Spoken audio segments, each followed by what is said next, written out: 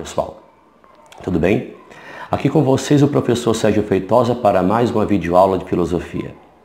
Nesta videoaula nós vamos encerrar o nosso estudo sobre as correntes helenísticas, centrando-nos aqui no chamado ceticismo, que é uma corrente que, ao lado do cinismo, do epicurismo e do estoicismo, representa o que há de mais simbólico na chamada tradição filosófica helenística.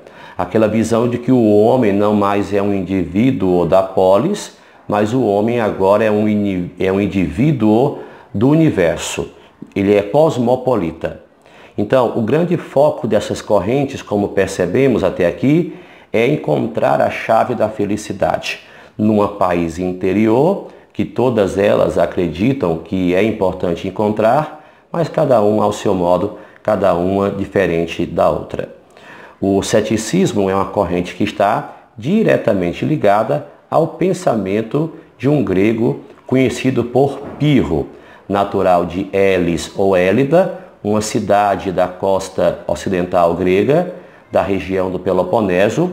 É um pensador que vai lançar, embora não tenha escrito nada, as bases deste pensamento, desta corrente que é o ceticismo ou pirronismo.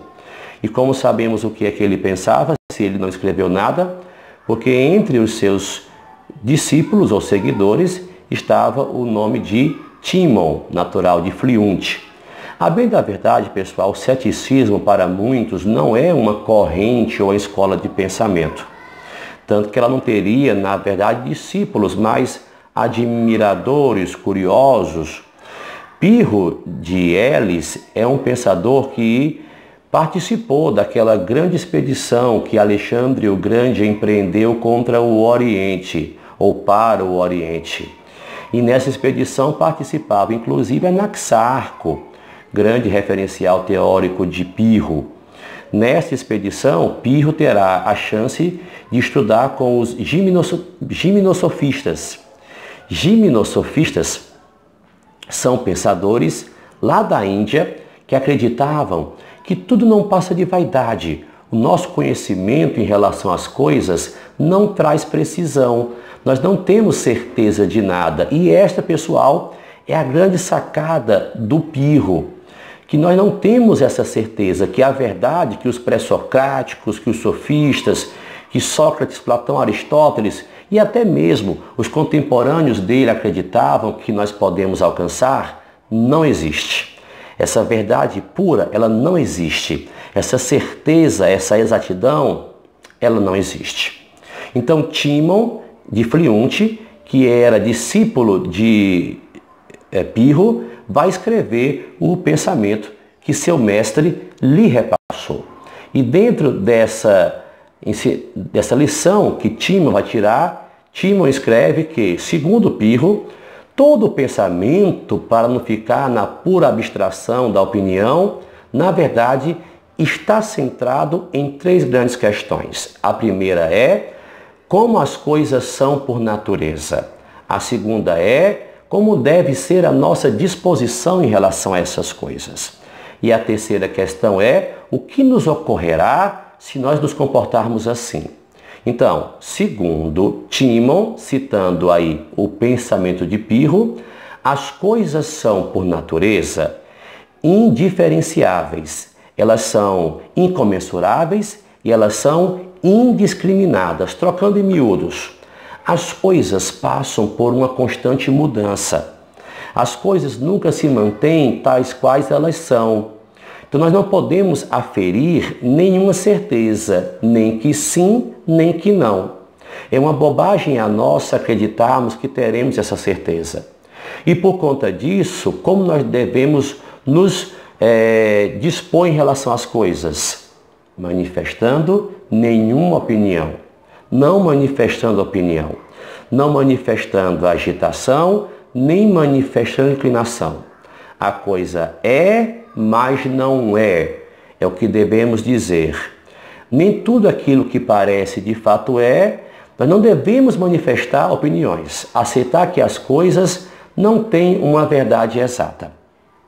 Aí você pergunta, e o que nos ocorrerá se nós nos manifestarmos assim? Essa é a grande questão que o Pirro vai lançar ao final. Primeiro, manter a afasia. A afasia é não falar acerca daquilo que você não tem certeza. Manifestando assim, portanto, uma verdadeira apatia, uma indiferença, nada que traga a gente perturbabilidade. Segundo Pirro, o nosso grande foco deve ser exatamente manter essa paz interior.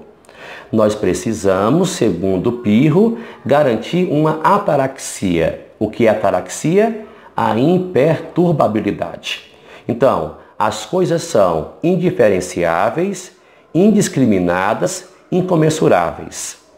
Nós não devemos manifestar opiniões, inclinações, agitações. E diante de tudo isso, manter a afasia, manter a apatia e conseguir, portanto, a ataraxia. É bom salientar que após essa participação que o Pirro teve na expedição de Alexandre no Oriente, ele volta para Elis. E lá ele vai ser muito cortejado e respeitado pelos seus concidadãos, exatamente porque o Pirro, pessoal, ele é um pensador que vai garantir uma certa coerência com o seu discurso e a sua atitude. Os epicuristas, por exemplo, tinham muito respeito ao pirronismo exatamente por conta dessa precisão e coerência que ele vai ter. Existe, inclusive, um quê de influência do atomismo de Demócrito, também no pirronismo, como teve no epicurismo. Para os céticos, existe sim uma coisa meio que infinita no que se manifesta Deus, tá? Em tudo haveria uma coisa divina, garantindo essa mutabilidade das coisas.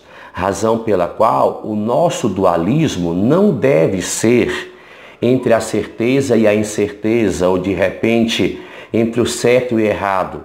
O dualismo pirronista, o dualismo cético tem que estar entre aquilo que é divino e que é o bem. E o bem é a nossa paz interior. E o bem é a nossa felicidade.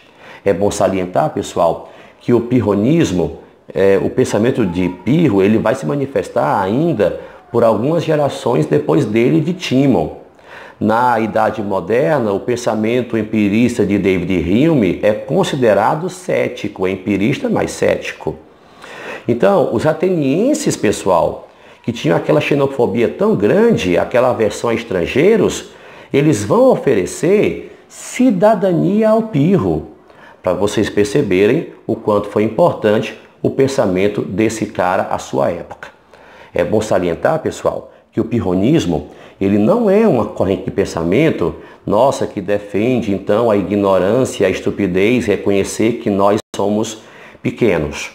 Mas dentro da busca por aprender as coisas, entendermos que nós nunca chegaremos a essa essência, porque as coisas não têm uma essência precisa. Ok, pessoal? Então, assim, de um modo muito resumido, de um modo muito preciso, é esse o pensamento manifestado pelo ceticismo, tá bom? Que assim como as outras correntes helenísticas, acredita que o mais importante é nós encontrarmos a felicidade. Tá bom assim, pessoal? A eudaimonia, através de uma ataraxia, no caso deles, com uma apatia e uma afasia muito claras. Ok? Revejam esse vídeo quantas vezes vocês puderem, deixem os seus comentários, eles são tão importantes, pessoal. Aquelas dicas que vocês dão, levamos muito em consideração na edição de outros vídeos que fazemos. E se acharem pertinente, também deixem aquele joinha, porque isso ajuda a divulgar o canal mais ainda. Ok, pessoal? No mais, é um forte abraço, boa sorte e bons estudos, porque estudar faz sentido.